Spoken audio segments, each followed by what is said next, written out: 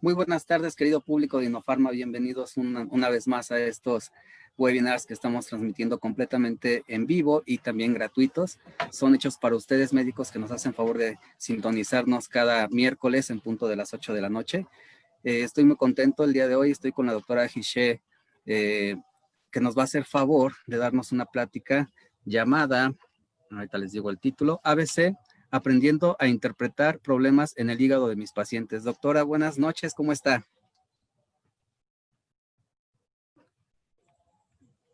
No la escuchamos. Hola, Doc, buenas noches. Buenas noches a todos. ¿Ya me escucha? Buenas noches. Ya la escucho. A ver si se puede acercar un poquito a la computadora para que se oiga mejor. Sí, claro que sí, Doc. Ahí estamos. Ahí está. Pues, doctora, este tema se oye bastante interesante. ¿Qué es lo que nos va a dejar como médicos que estamos viendo, que hacemos clínica día a día?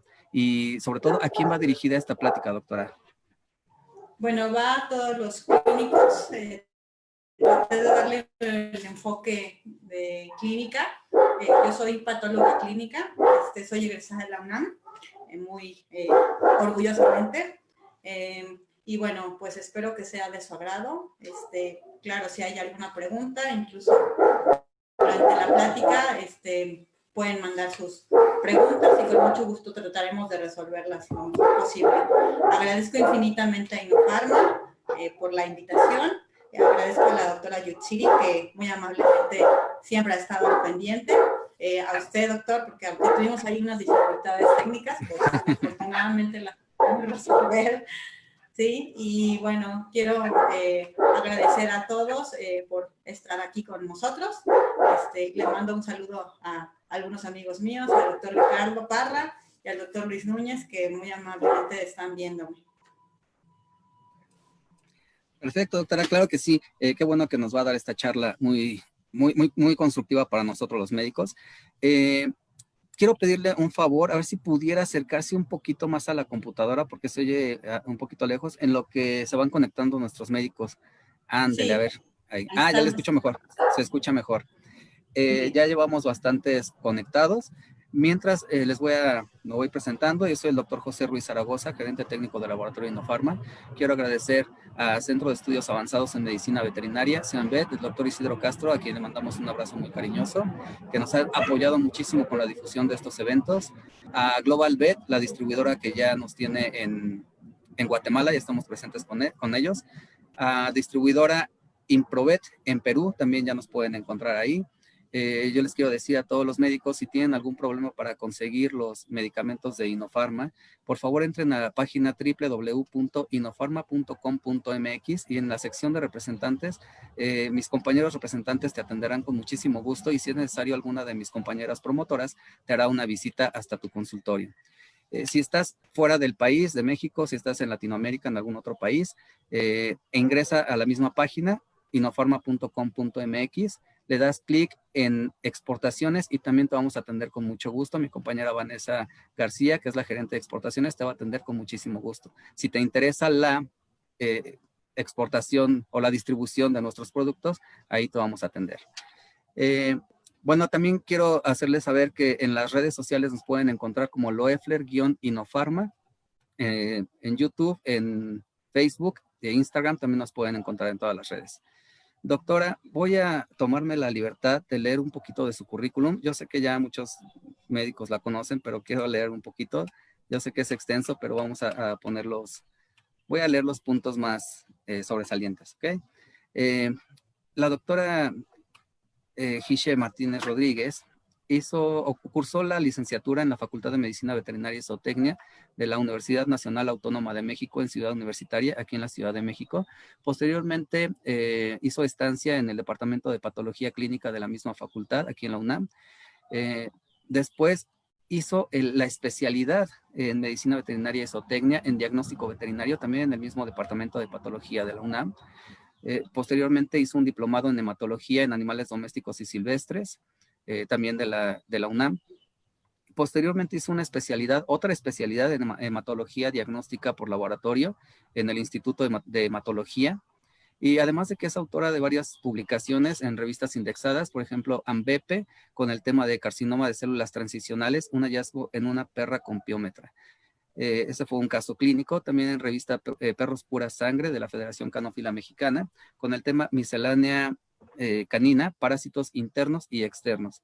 Es miembro fundador y certificada de la Sociedad Latinoamericana de Patología Clínica Veterinaria del 2008 a la fecha, además de que también es ponente con temas de coagulación intravascular diseminada, casos clínicos enfocados en insuficiencias renales en el curso de aplicación de la patología clínica para diagnóstico de enfermedades más frecuentes en perros y gatos. Y bueno, en fin, tiene bastantes cargos. Es jefe médico actualmente de diagnóstico integral veterinario BALAM, patólogo responsable del laboratorio de hematología de especialidad veterinaria en el Instituto de Hematología del doctor Joaquín Carrillo Farga desde el 2011 a la fecha. Pues como podemos ver, es un currículum muy extenso. Me podría pasar horas leyéndolo, doctora. Nada más vamos a hacer. Yo sé que muchos ya, como les repito, muchos ya la conocen, pero si hay algún médico que todavía no la conozca, bueno, dimos un panorama un poquito amplio de lo que nos espera. Doctora, muchísimas gracias por aceptar esta invitación a formar parte de esta hermosa familia Laboratorio Inofarma. Y pues empezamos, doctora. Voy a compartir la pantalla. Yo voy a a cambiarle, entonces me va diciendo cuando quiera que le cambie a su diapositiva. Doctores, muchas gracias por su asistencia. Ya tenemos bastantes saludos. Al final los leemos. Y por favor, médico, escribe tu pregunta aquí abajito en los comentarios en vivo. Y al final la doctora Guiche nos va a hacer favor de contestar algunas preguntas. Voy a tratar de leer todas, pero las que alcancemos a contestar. ¿Ok? Bueno, doctora, pues le dejo los micrófonos y la cámara. Nos vemos en un ratito. Hasta luego. Claro. Listo, muy bien. Bueno, pues nuestra plática se titula ABC, aprendiendo a interpretar problemas en el hígado de mis pacientes. La siguiente, por favor.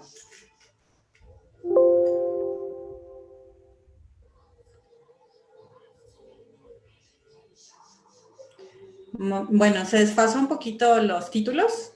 Tuvimos algunas complicaciones, como les dijimos, pero bueno, aquí en términos generales vamos a ver que la anatomía, bueno, ustedes saben que es uno de los órganos o el órgano más grande del cuerpo, equivale más o menos al 3.8%, consta de 6 lóbulos, un lateral, un medial izquierdo, un cuadrado, un lateral, un medial derecho, un caudado, y evidentemente tiene un órgano anexado, que pues es la vesícula donde se va a colectar nuestra bilis. Ahorita vamos a ver de lo que está compuesta básicamente. Anatómicamente tiene sus puentes o sus referencias a nivel craneal. Está limitado con el diafragma, a nivel ventral con el ligamento falciforme y a nivel caudal con el riñón izquierdo. Sabemos que en los perros, bueno, pues solamente hay un conducto, que es el que va a drenar la bilis, y en el caso de los gatos, bueno, sabemos perfectamente que el conducto biliar y el conducto pancreático se unen en el colédoco antes de desembocar en la papila duodenal. Dado que esta característica anatómica, pues nos va a dar algunas patologías importantes como la triaditis felina. No la vamos a tratar mucho, pero bueno, es una consideración que hay que tomar. La siguiente, por favor. Bueno, en cuanto a la anatomía histológica, sabemos que, bueno, es un órgano, bueno, en el que tenemos células, son células hexagonales, están compuestas, como lo podemos ver en el diagrama, por un ducto biliar. Va a drenar evidentemente la bilis una vez que la produzcan los hepatocitos. Tenemos un sistema microsomal enzimático, también originado por las células de Kupffer. Evidentemente los hepatocitos en su morfología tienen un núcleo, puede ser que esté ligeramente excéntrico o puede ser binucleado, y es una característica de estas células que es exactamente normal. Acuérdense que está ramificado en cuanto a la nutrición. en la rama de la vena portal, que es una muy importante, es una vena muy importante. También tenemos la arteria hepática, los sinusoides hepáticos y obviamente estas en el canal central, cuando el flujo sanguíneo se lleva a cabo fuera del hígado, y tanto la rama de la vena porta como la rama de la arteria hepática pues están dentro del flujo del hígado. La que sigue, por favor. En cuanto a su fisiología, como les comentaba, el hepatocito, bueno, pues sabemos que en el retículo endoplásmico rugoso, ahí, bueno, se sintetizan una serie de sustancias, en este caso una proteína muy, muy importante que es la albúmina. La otra proteína es el fibrinógeno y, bueno, diversas proteínas de la inflamación y la coagulación. Sabemos que la producción de las proteínas es muy importante porque sintetizándose las proteínas, bueno, formándose las proteínas son prácticamente pues la vida en sí misma. En cuanto al retículo endoplásmico liso, hay depósitos de glucógeno, se conjuga la bilirrubina, hay también la esterificación de los ácidos grasos, viene la desoxigenación de la tiroxina, se sintetiza el colesterol, los ácidos biliares, y bueno, se llevan a cabo metabolitos de lípidos, esteroides y de muchos fármacos en general. Y se considera que hay producción de más de 1000 proteínas que se llevan a cargo en el hígado. Y como les decía, la producción de las proteínas es la expresión de la vida. La que sigue, por favor. En cuanto al aparato de Golgi, se lleva a cabo el transporte de lípidos. Hay una actividad de la fosfatasa ácida, la producción de glucoproteínas, adicionada con carbohidratos, a lipoproteínas. Se encuentran los lisosomas, bueno, que van a emerger del aparato de Golgi, y bueno, hay actividad de fosfatasa ácida.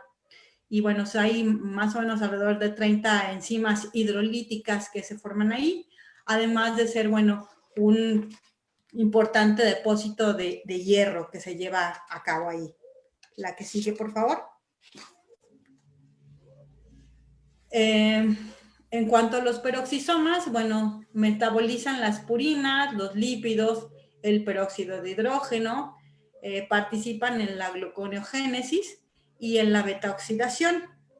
En cuanto a las sinusoides, bueno, se lleva, acuérdense que de ahí se va, de la producción de la bilis, se va a llevar a cabo por los hepatocitos, y bueno, se va a llevar a cabo, una vez que se produce, se van a ir por los sinusoides, y bueno, se va a secretar la bilis.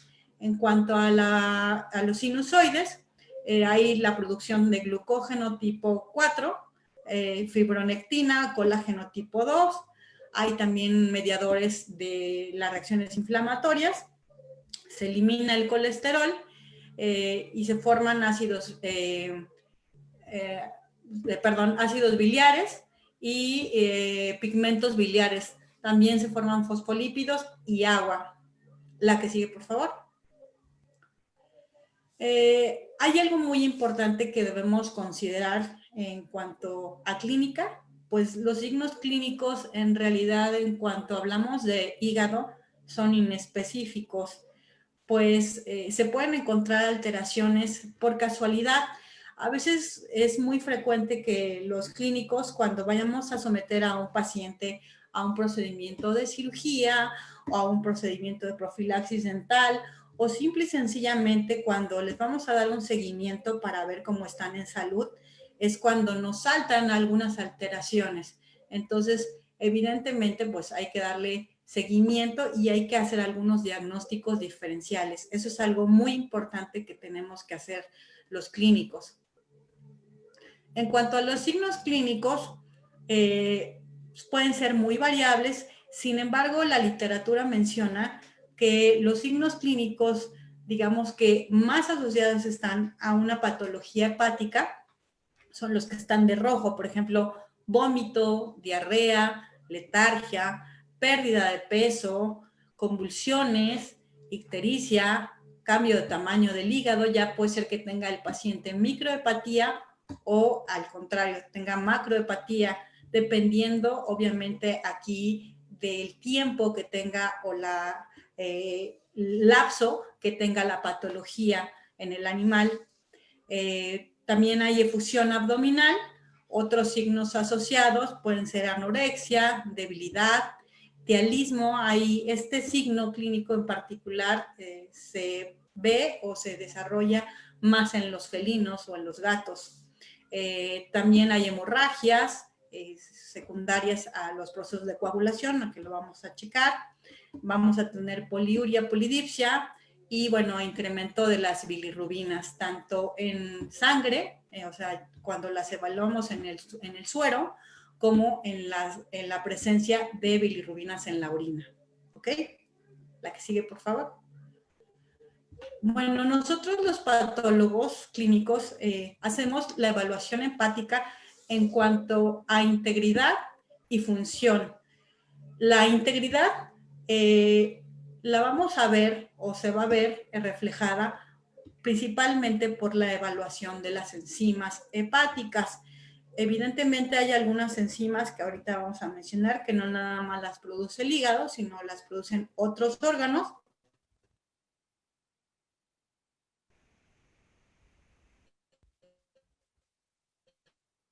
Y bueno, en este caso, estas enzimas que estoy mencionando son enzimas básicamente enfocadas a pequeñas especies, o sea, perros y gatos. No hice tanta mención en animales como rumiantes o como caballos, pero bueno, igual si por ahí tenemos alguna duda, lo podemos aclarar. Entonces, en cuanto a la integridad en perros y gatos, vamos a tener la ALT, que es alanina aminotransferasa, la fosfatasa alcalina y la aspartato transferasa. La otra parte que nosotros evaluamos es la cuestión de la función y bueno, esa prácticamente nos las va a evaluar las bilirrubinas, los ácidos biliares, la albúmina, el colesterol, la glucosa, el amoníaco, la urea y bueno, también en cuanto a coagulación.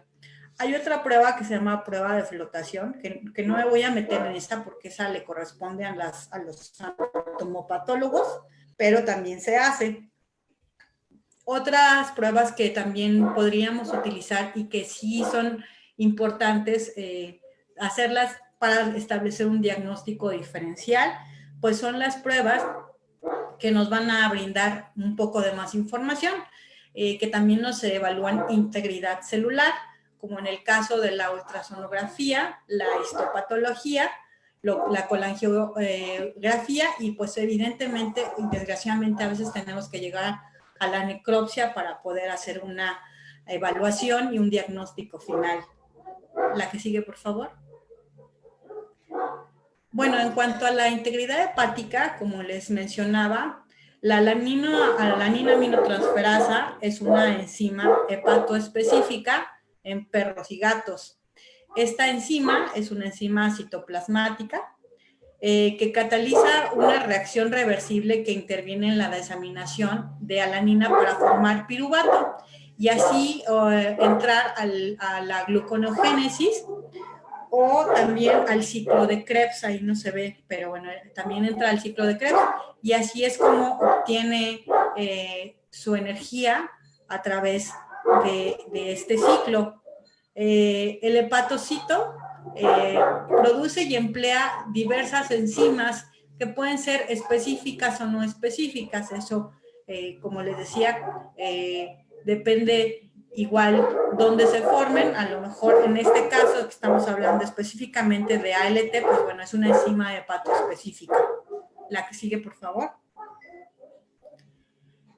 El incremento de ALT básicamente está dado por el daño al hepatocito, ya sea de forma directa o indirectamente. Ahorita lo vamos a ver en un esquemita que les voy a poner. Y bueno, esos incrementos, los patólogos clínicos les llamamos que son por degeneración hepatocelular. Cuando no son muy considerables los incrementos, ahorita vamos a ver un caso clínico que les voy a enseñar. Entonces, en la degeneración hepatocelular, bueno, se puede dar porque se presenta hipoxia, hay anemia, congestión y, bueno, también otra patología en puentes portosistémicos. En cuanto al daño metabólico, puede ser por lipidosis, diabetes mellitus, hiperadenocorticismo felino. En cuanto a las neoplasias, pueden estar dadas por linfoma, carcinoma, hepatocelular y, bueno, neoplasias que generen metástasis, obviamente, pues también generan metástasis a hígado. En cuanto a las nutricionales, puede ser la más importante, y ustedes lo saben, que es la intoxicación por cobre. Anteriormente o todavía seguimos viendo muchas intoxicaciones por cobre en dietas, pues que no llamamos no balanceadas, que son dietas comerciales, porque desafortunadamente los niveles de cobre no fueron determinados en la forma correcta o adecuada en estas dietas. Entonces es muy factible que se dé esta patología. En cuanto a las causas inflamatorias, bueno, pues tenemos las causas infecciosas. Primero, pues la más importante o la que ocuparía el primer lugar sería la leptospirosis. Todavía tenemos mucha leptospirosis aquí en México. Y bueno, incluso las vacunas ya tienen 4 serovariedades para proteger. Yo recuerdo que hace unos años todavía las vacunas se hacían con 2 serovariedades.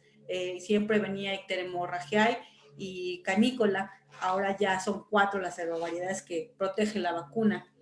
Dentro de las otras causas infecciosas tenemos histoplasmosis, peritonitis infecciosa felina, colangiopatitis bacteriana y, bueno, dentro de las no infecciosas podemos tener hepatitis crónica o cirrosis como causa metabólica. En cuanto a las hereditarias, pues están las enfermedades por almacenamiento de cobre. Esas, como les decía, pues básicamente pues son por dietas pues mal diseñadas, ¿no? Básicamente. Esta enfermedad se almacena en los lisosomas, ¿verdad? Básicamente. La tóxica puede ser una hepatopatía por esteroides. Todavía es muy común las hepatopatías por esteroides cuando tratamos a nuestros pacientes por algún otro padecimiento.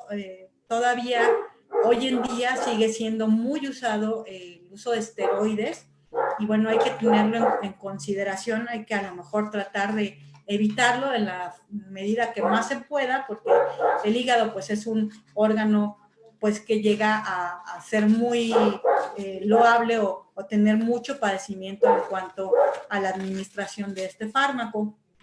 Y, bueno, incluso hemos visto que cuando se administran esteroides por tiempos prolongados a una dosis alta, se llegan no nada más a generar procesos de daño hepático, sino que también se llevan a cabo otras patologías, o sea, se llegan a producir enfermedades endocrinas, como por ejemplo hiperadrenocorticismo, y son hiperadrenocorticismo de tipo iatrogénico. Entonces hay que considerarlo como una posibilidad para dejar de administrar tantos esteroides a nuestros perros.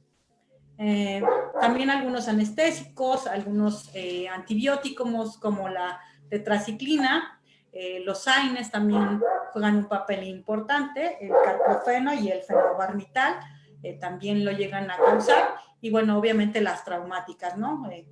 Si atropellan al perro o se cae, alguna situación de estas que involucre un daño importante a nivel hepático. La que sigue, por favor. Como les decía, bueno, el daño a nivel celular, bueno, aquí tenemos representado más o menos un hepatocito en el que ustedes pueden ver aquí que hay la producción de enzimas dentro del hepatocito. Obviamente, si se presenta un estado de hipoxia o hay liberación de toxinas o alguna otra circunstancia que esté dañando directamente al hepatocito, pues lo que va a originar va a ser un daño directo a la membrana. Y este daño puede generar o repercutir de 2 maneras. Si el daño no es, digamos, tan importante o no es tan considerable, lo que va a hacer o lo que se va a originar va a ser una ampolla, o sea, como si se saliera un pedacito de la célula y de ahí se va a liberar cierta cantidad de enzima. Este daño, de alguna forma, como no es tan importante o tan crucial en el hepatocito, pues es un daño reversible, en el que todavía tiene oportunidad el hepatocito pues de recuperarse y de volver a su función normal. Evidentemente, cuando se liberan estas ampollas, pues obviamente se va a liberar la enzima. Y cuando nosotros tomamos la muestra de nuestro paciente y obviamente se analiza a través de bioquímica clínica o un perfil bioquímico que se hace a través de espectrofotometría, podemos hacer la evaluación de la enzima, en este caso, por ejemplo, ALT, ¿no? Hay otras enzimas que también podemos evaluarlas, como por ejemplo, pues aquí tenemos la liberación de no nada más ALT, también el hepatocito está compuesto de aspartato aminotransferasa, de lactato deshidrogenasa, de sorbitol deshidrogenasa y de glutamato deshidrogenasa, aparte de creatininquinasa, de lípidos y de lípidos, perdón. Bueno, aquí también hay que considerar que se liberan en un grado menor, por ejemplo, la fosfatasa alcalina y la GGT, que es la glutámico-piruica. Esta liberación, como les comentaba, en forma de ampulitas, pues puede ser un estado reversible. Desafortunadamente, si el daño persiste o sigue la célula presentando un agotamiento de su energía, en este caso del ATP, pues obviamente el daño puede repercutir en mayor grado de lesión a la célula, y pues este grado en mayor daño, bueno, pues finalmente va a dar muerte a la célula y pues obviamente se va a necrosar y se va a morir. Este daño pues evidentemente es irreversible, ya no hay forma de poder revertir este efecto porque obviamente y evidentemente la célula ya está muerta. Entonces, bueno, hay ciertos tratamientos que se pueden seguir para tratar de evitar que continúe el daño, pero bueno, ahorita lo vamos a checar un poquito más adelante. Listo, la que sigue, por favor. Otra enzima, perdón, que tenemos que evaluar y que es muy importante que la valoremos es la fosfatasa alcalina. Evidentemente, la fosfatasa alcalina, o anteriormente en sus siglas en inglés ALP, evalúa integridad también celular. Y bueno, recordemos que la fosfatasa alcalina está dividida en dos familias, la fosfatasa alcalina y la fosfatasa ácida. Esta enzima está ligada a la membrana, básicamente a las mitocondrias y a los canalículos biliares, por lo cual es un muy buen indicador de vías biliares. La que sigue, por favor. En el caso de fosfatasa alcalina hay que recordar aquí algo muy importante. Nosotros los patólogos clínicos podemos evaluar a través también de la espectrofotometría, las variantes de la enzima. En este caso se llaman isoenzimas o isoformas. Esas isoenzimas o isoformas son, por ejemplo, la isoenzima ósea, la isoenzima esteroidal y la isoenzima hepática. En estas formas variables, obviamente hay que considerar algunas circunstancias. Cuando nosotros evaluamos a través de los equipos, evaluamos la enzima en forma total. No sabemos si su origen es óseo o su origen es esteroidal o su origen es hepático. Aquí habría que hacer algunas diferenciaciones. Por ejemplo, si un paciente en el cual estamos tomando una muestra y este paciente tuvo una fractura o tiene un proceso de cáncer en el hueso, eso hay que considerarlo porque probablemente en la determinación la isoenzima que está presente pues es la isoenzima ósea y pues por eso o por ende va a incrementarse esta fracción y va a estar incrementado por ende la fosfatasa alcalina. en forma general en el suero. En cuanto a la isoenzima esteroidal, en el caso de los perros hay que ser muy insistentes aquí. Los corticosteroides o los esteroides exógenos juegan un papel muy importante porque se considera que se estimula el 85% de esta isoforma o esta isoenzima. ¿Qué podemos hacer si, por ejemplo, nuestro paciente no se le ha administrado esteroides y tenemos un incremento muy considerable de esta enzima?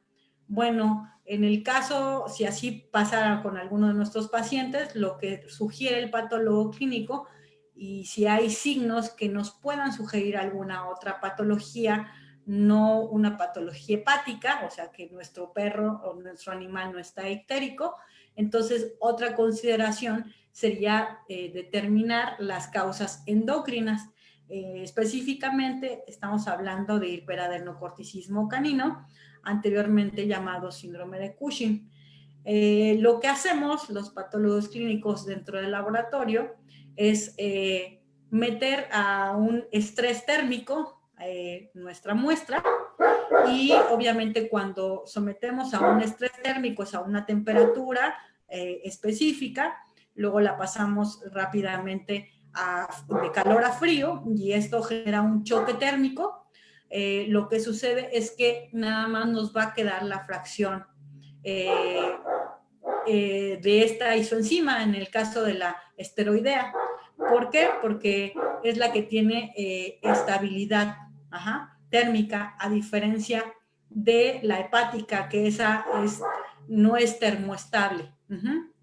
Entonces, en cuanto a las otras pruebas que podemos realizar, bueno, de esta isoenzima, si es que queremos específicamente saber si en el caso de la isoforma ósea, podemos hacerlo a través de otras pruebas diagnósticas, como podría ser la electroforesis enzimática o la inhibición selectiva o la precipitación selectiva. En cuanto a la estabilidad térmica, bueno, pues ya lo comentamos, en cuanto a la fosfatasa alcalina inducida por esteroides.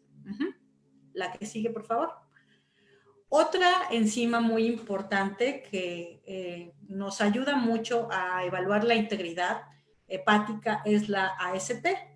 Esta enzima, bueno, es un indicador de daño hepatocelular, pero no es tan importante o no es tan específica como la ALT, dado que, bueno, puede ser producida por otros órganos, y pues evidentemente nos va a dar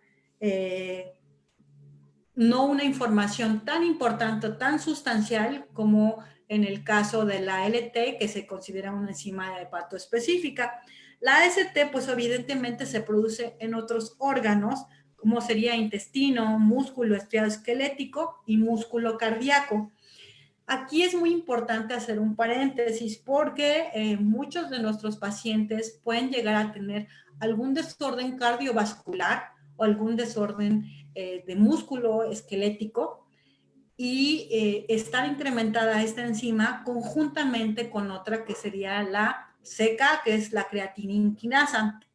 Cuando tenemos este binomio de incremento de AST y creatinina, entonces la elevación de esta enzima no es de origen hepático, es de origen muscular. Entonces eso es lo que tenemos que evaluar principalmente y tenemos que verificarlo a nivel clínico. La que sigue, por favor. Bueno, en cuanto a los indicadores de función hepática, ya terminamos de ver las enzimas que nos dan integridad celular. Ahora nos vamos a ver o nos vamos a enfocar a la función hepática. Bueno, están las bilirrubinas, los ácidos biliares, la albúmina, la urea, el amoníaco, el colesterol y la glucosa. Los vamos a ver un poquito así como de forma muy rápida. Básicamente le quise dar más importancia a las enzimas hepáticas. La que sigue, por favor. En cuanto a las bilirrubinas, bueno, sabemos que son un producto de la gradación de las sustancias pirrólicas. Ahorita les voy a poner un esquemita para que entendamos mejor esta situación. Y bueno, es a partir del 85% por destrucción de los eritrocitos. La que sigue, por favor. Aquí está esquematizado de una mejor manera, en el que, bueno, aquí vemos representados los eritrocitos. Ajá. Se lleva a cabo a través de del vaso, la destrucción de estos eritrocitos. Sabemos que se destruyen una vez que ya envejecen estos eritrocitos. Más o menos la vida media en el perro es aproximadamente de 120 días, y una vez que ya son seniles o ya están viejitos, van a ir directamente al vaso donde se va a llevar a cabo su destrucción. Ahí, bueno, pues obviamente una vez que se destruyen, se va a dividir la hemoglobina, ajá, y una vez que se divida la hemoglobina, se va a liberar en sustancias pirrólicas, como les había dicho. Aquí se capta la bilirrubina en los hepatocitos y, bueno, se va a unir a una serie de proteínas que se llaman ligandinas, y, bueno, y a otras proteínas en el retículo endoplásmico liso. Ahí mismo interviene la polaridad de las bilirrubinas. Ahí se van a conjugar en ácido glucurónico y en monoglucórico. Mediante la acción de una enzima que se llama gluconiltransferasa se va a llevar esto a cabo. Una vez que se lleva a cabo, se va a formar sulfato de bilirrubina, y, bueno, la bilirrubina, una vez que se conjuga en el hígado, pues se va a ser excretada por la bilis, y pues una vez que se secreta por la bilis, va a llegar obviamente al intestino. Por acción de las bacterias intestinales, se va a convertir en urobilinógeno. Algo que se me pasó a decirles anteriormente es que obviamente cuando se rompen los eritrocitos y se va a liberar esta bilirrubina, esta bilirrubina se va a liberar como una bilirrubina no conjugada, que son las que determinamos también en el laboratorio clínico. La bilirrubina no conjugada siempre va unida a albúmina. Esto siempre se va a llevar a cabo, y una vez que van a llegar al hígado para conjugarse, bueno, ya la albúmina se separa de ella para conjugarse directamente en el hígado y salir como bilirrubina conjugada. La bilirrubina conjugada, una vez que llega al intestino delgado, bueno, hay una circulación, que es la circulación enterohepática, y más o menos se lleva aproximadamente en un 90%. Y el otro 10% restante, bueno, se va a eliminar por la orina. La que sigue, por favor. Dentro de las bilirrubinas, tenemos que considerar algo muy importante. Hay una aproximación diagnóstica. Cuando hablamos de bilirrubinas, tenemos que hablar de ictericia necesariamente. ¿Por qué? Porque son las que le van a dar coloración o pigmentación a todas las mucosas de nuestros pacientes, ¿no? Y tenemos que hay tres tipos de ictericia que se dan tanto en el perro como en el gato. Es la ictericia prehepática, la ictericia hepática y la ictericia posthepática. Dentro de la ictericia prehepática, pues evidentemente, o la más importante, pues la causa más importante va a ser la causa hemolítica, donde pues obviamente los eritrocitos se van a romper, ya sea a nivel intravascular o extravascular. La que sigue, por favor. En cuanto a la ictericia prehepática, pues hay algunos ejemplos que vamos a citar, como por ejemplo la babesiosis, la leptospirosis, la intoxicación por plomo, intoxicación por cobre.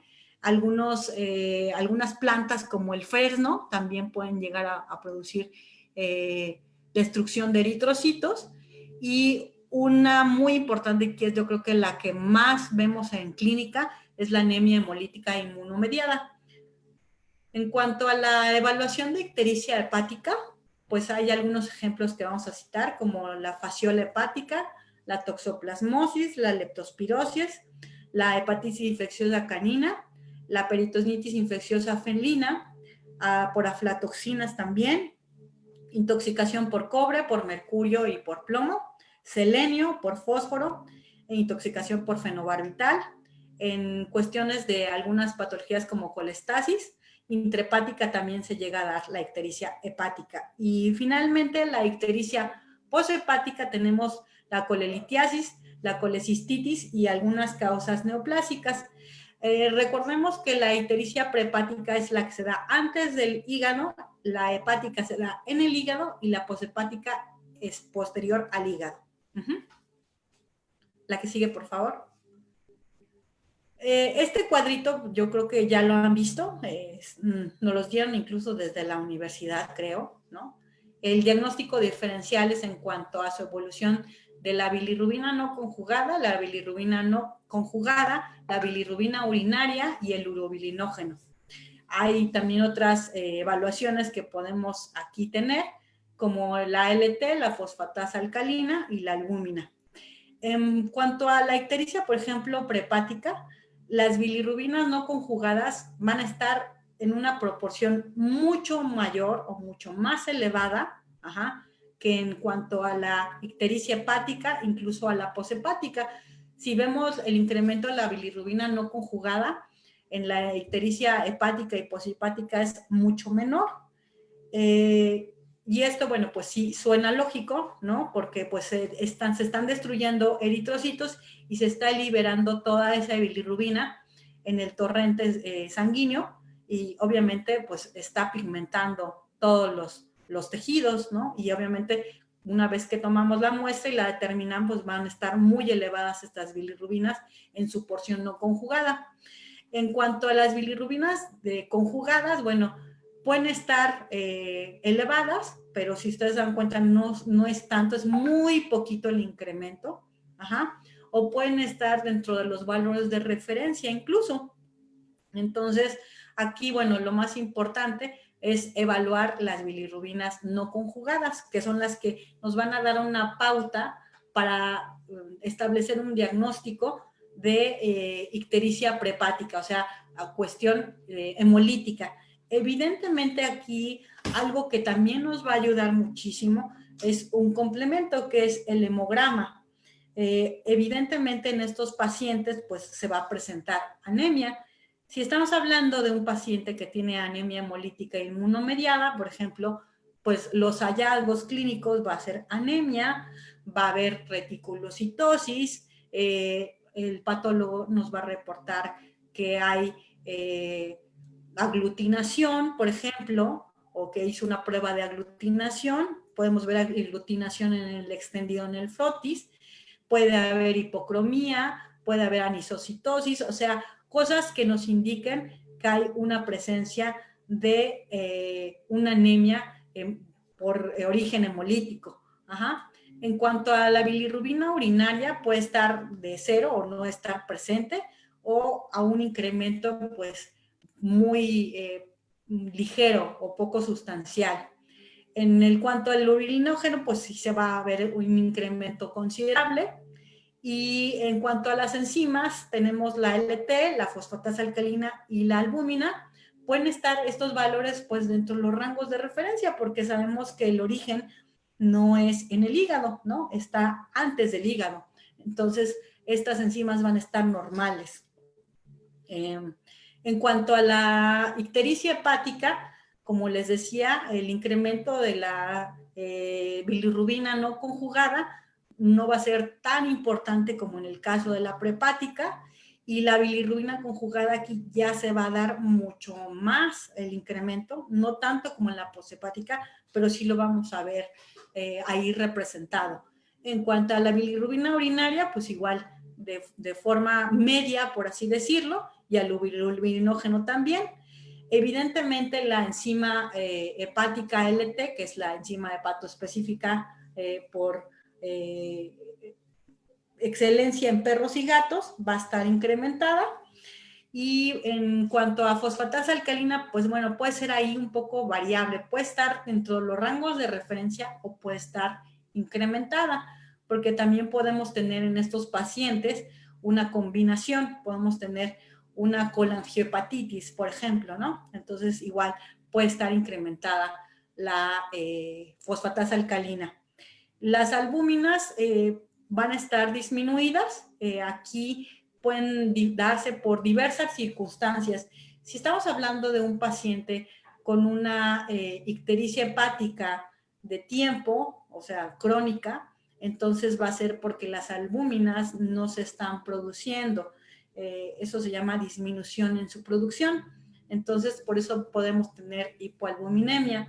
Otras causas que se pueden gestar por esta situación y que nos pueden dar hipoalbuminemia puede ser inflamación crónica, que también se puede presentar en algunos casos.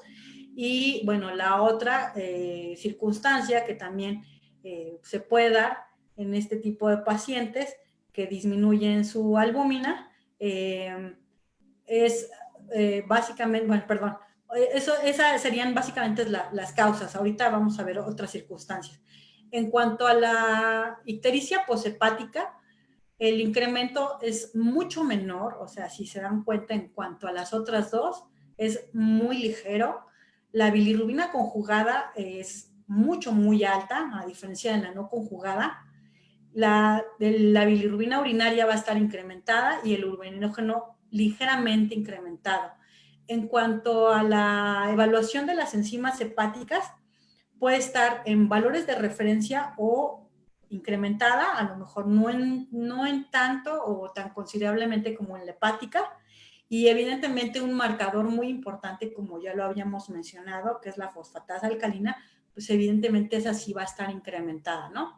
En cuanto a la albúmina, pues van a estar dentro de los valores de referencia, entonces así es como lo vamos a ver de forma general. La que sigue, por favor.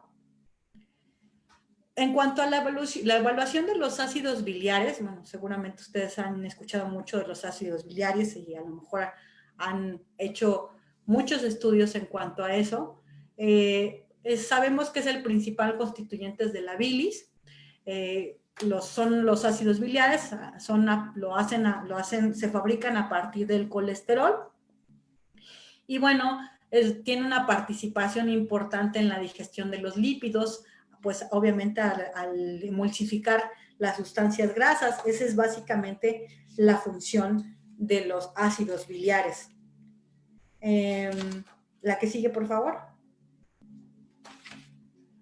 En cuanto al ciclo de los ácidos biliares, bueno, pues, ¿qué pasa? Bueno, los ácidos biliares se producen en el hígado, a partir de los hepatocitos, y bueno, una vez que se producen, estos ácidos biliares van a ir a la circulación portal y van a ser nuevamente captados a través de este mismo ciclo. Una vez que se producen los ácidos biliares en los hepatocitos, van a ser secretados a través de los canalículos biliares y bueno, pues por ahí también se van a transportar. Una vez que sucede eso, como les decía, van a ir a la circulación portal y van a ser captados nuevamente. Es importante, bueno, que una vez que se secretan, sabemos que van a ir hacia el intestino y bueno, una vez estando en la luz intestinal, bueno, van a ser reabsorbidos casi en su totalidad y esto, bueno, va a llevarse a cabo en la primera porción del intestino, básicamente en el ilion. Obviamente esos ácidos biliares, bueno, emergen a partir del colesterol o se degradan a partir del colesterol. Y bueno, los ácidos biliares también van a conjugarse con algunos aminoácidos como la taurina o la glicina y en menor proporción con el sulfato o el gluconato. De ahí van a ser excretados igual a través de los conductos biliares y otra vez al intestino. Bueno, obviamente se van a desconjugar por la acción de las bacterias entéricas y ahí, bueno, va a volver a iniciar el ciclo nuevamente. La que sigue, por favor. En cuanto a su utilidad diagnóstica, bueno, los ácidos biliares, pues, se determinan de dos maneras en el laboratorio. Se pueden determinar los ácidos biliares en ayuno y los ácidos biliares post ingesta o postprandio. y se sugiere que la determinación se haga 2 horas después del postprandio, ¿ok? Para tener una doble evaluación. La que sigue, por favor. Aquí, por ejemplo, hicieron un estudio en el cual se hicieron algunas evaluaciones en cierto número de animales, y bueno, más o menos se evalúa en cuanto a animales sanos, en animales con enfermedad hepática severa, en alguna otra enfermedad del hígado, en puentes portosistémicos, que es donde básicamente les vemos utilidad a estos ácidos biliares, y enfermedad hepática que no podemos detectar, ¿no? Que la tomamos así como un hallazgo. Ajá, entonces, dentro de esta evaluación, bueno, se considera que en los animales sanos está aproximadamente 2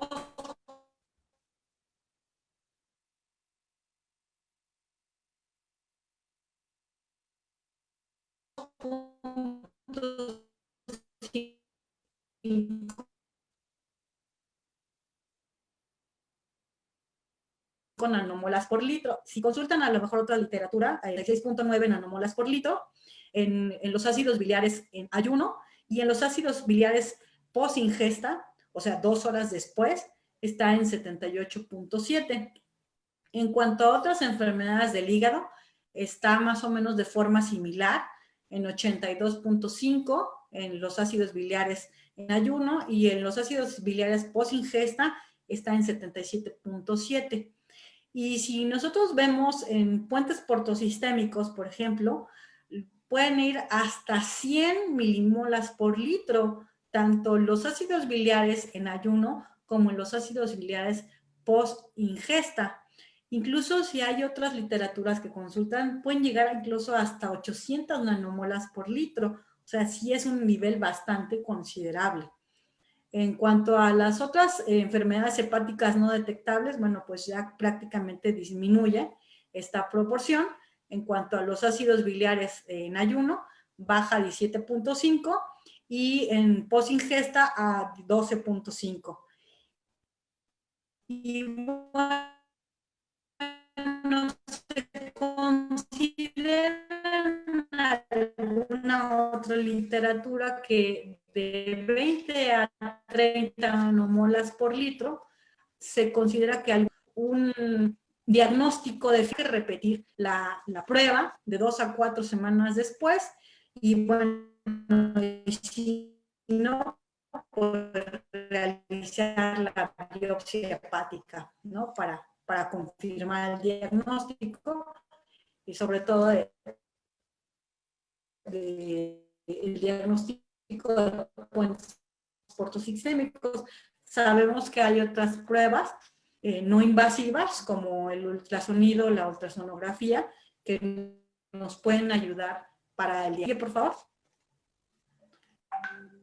Gracias. Bueno, las proteínas, bueno, como les decía, bueno, se producen aproximadamente más de 1000 proteínas en el hígado, y la proteína más importante quizás por excelencia, que es la que evaluamos en nuestros perfiles bioquímicos, pues definitivamente será la albúmina, ¿no? Esta se produce en el hígado, y bueno, obviamente estas proteínas sabemos que se fabrican a través por los aminoácidos.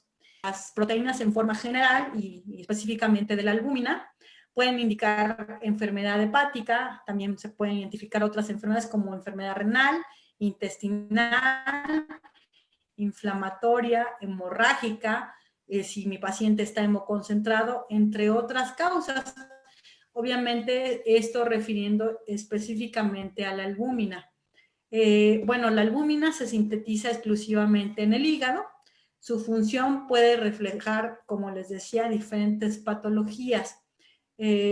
Nosotros como patólogos clínicos, cuando tenemos hipoalbuminemia, decimos que puede ser por disminución en su síntesis, o sea, que no está produciéndose directamente en la fábrica, que en este caso es el hígado, por alguna deficiencia nutricional, que digo, serían casos extremos. Sabemos que en la actualidad, bueno, las dietas, aunque sean las dietas muy comerciales, pues todavía tienen niveles aceptables de proteínas y pues es difícil encontrar una hipoalbuminemia por alguna deficiencia nutricional, pero sin embargo también se menciona.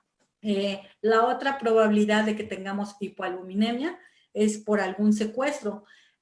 Los secuestros, por ejemplo, se llevan a través de lo que llamamos pérdidas a terceros espacios. Por ejemplo, cuando nuestros pacientes tienen efusiones abdominales, o sea, están ascíticos, es una pérdida a terceros espacios. Entonces, sabemos que ahí se están perdiendo proteínas en la cavidad y por eso se están perdiendo la albúmina principalmente. Otra circunstancia es a través de la inflamación crónica. Ustedes se acuerdan que hay un binomio muy importante aquí, que son las globulinas y las albúminas. Cuando se incrementan las albúminas, cuando se incrementan las globulinas, se disminuyen las albúminas. Entonces, a eso lo asociamos a inflamación de tipo crónico. La que sigue, por favor. En cuanto al colesterol, bueno, algo que se me olvidó mencionarles en cuanto a las proteínas, todas las proteínas del cuerpo se producen, todas las células del cuerpo producen proteínas, con excepción de los eritrocitos, son los únicos que no producen proteínas, ¿no? De ahí en fuera, todas nuestras células de nuestro maravilloso cuerpo y de nuestros pacientes producen proteínas, eso que es una maravilla. Específicamente hablando del hígado, como les decía, se producen más de 1000 proteínas y alguna cosa que hay que considerar que las únicas proteínas que no se van a producir en el hígado son las inmunoglobulinas, que sabemos específicamente que esas las van a producir nuestros linfocitos B o nuestras células plasmáticas. Bueno, en cuanto a la evaluación del colesterol, bueno, en su mayoría se va a producir en los hepatocitos, pero sin embargo, pues también hay otras células que los producen o se sintetizan a través de kilomicrones, como en el caso del intestino. Las gónadas también son productoras de colesterol y la glándula adrenal, evidentemente. El amoníaco, bueno, sabemos que es un analito mesurado que se llama amoníaco, pero en realidad la forma dominante en el plasma es el amonio. Ustedes se han de acordar que la evaluación que nosotros hacemos en el laboratorio de amoníaco no la llevamos a través del suero, la hacemos a través del plasma. Y la vida media de este amoníaco es muy corta, entonces en este caso esta prueba en específico la tenemos que realizar de forma casi inmediata. Si ustedes recuerdan y hablan al laboratorio para realizar esta prueba, una vez que la toman, la tienen que sumergir en hielo, o sea, en agua con hielo, para evitar que este amoníaco se consuma, porque se consume de una manera muy importante. El amoníaco se determina, como les decía, en el plasma, a diferencia de las otras determinaciones que se hacen en el suero. Y pues bueno, es muy importante que tenemos que considerarlo, que prácticamente estamos tomando la muestra y ya está llegando el laboratorio para que en ese momento se lleve la muestra y evitemos el consumo, porque si no vamos a tener resultados falsos, negativos o falsos, o sea, vamos a tener otra cosa que no queremos. Bueno, la mayoría del amoníaco se va a producir en el intestino a través del metabolismo de las bacterias sobre las proteínas. El amoníaco va a ingresar a los hepatocitos y bueno, se utiliza para la síntesis de urea, de aminoácidos, de proteínas. Y bueno, la urea, pues ya saben que también es otro analito importante que determinamos básicamente en la bioquímica clínica. Y bueno, esta una vez que llega, se va a difundir por los canalículos biliares y se va a excretar ya sea por los riñones o por el intestino una vez que llega a través de su metabolismo. La que sigue, por favor. En cuanto a la glucosa, bueno, pues es otro analito a considerar en cuanto a función. Y bueno, pues la glucosa sabemos que pues es la glucosa está en la sangre, ¿no? Está influenciada obviamente por hormonas Y evidentemente esta glucosa, para que penetre, deben tener unos receptores apropiados para que pueda penetrar esa glucosa a la célula y, bueno, obviamente pueda hacer su acción dentro de la célula blanca, a donde va dirigida. La actividad de la insulina sabemos que es importante para que penetre o se lleve a cabo la introducción de la glucosa a las células. Sin embargo, bueno, la actividad de la insulina puede disminuirse en la sangre cuando es captada a través de los hepatocitos, los miocitos, o sea, las células en los músculos, y los adipocitos.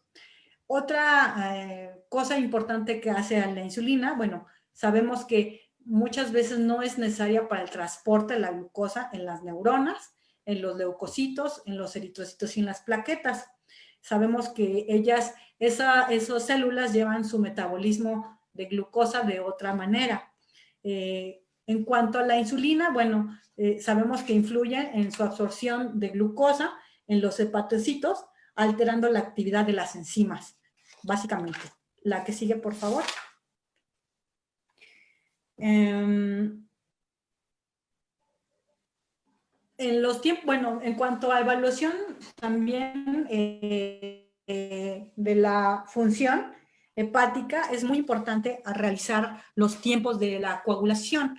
¿Por qué? Porque también es un indicativo de enfermedad hepática. Ustedes saben que, todas las proteínas de la coagulación, exceptuando el factor 8, se van a sintetizar en el hígado. Entonces, si hay una enfermedad que está involucrando al hígado, pues obviamente los tiempos de coagulación se van a ver afectados. Esos tiempos se van a prolongar. Los tiempos que básicamente determinamos en el laboratorio son el tiempo del TP, que es el tiempo de protombina, y el TTPA, el tiempo de tromboplastina parcial activada. Estos, evidentemente, cuando hay un desorden de tipo hepático, y más si es un desorden de tipo crónico, pues se van a ver incrementados. Cuando tenemos necesidad de complementar el diagnóstico clínico a través de una biopsia hepática, por ejemplo, es súper importante o imperante realizar estos tiempos, porque si nosotros realizamos la biopsia sin hacer los tiempos de coagulación y intentamos hacer una biopsia hepática, oso decirles que les va a ir muy mal. Van a tener hemorragias bastante considerables. Entonces, es muy importante realizar estos tiempos de coagulación. Bueno, aquí es algo muy importante que les quiero mencionar. Para casi todas las patologías hepáticas, y yo se los puedo comentar como no nada más como patólogo, sino como clínica, porque yo también hago clínica, el medicamento que he utilizado por excelencia y que me encanta es la silimarina, y bueno, pues qué mejor que la utilizamos de Inofarma, ¿verdad?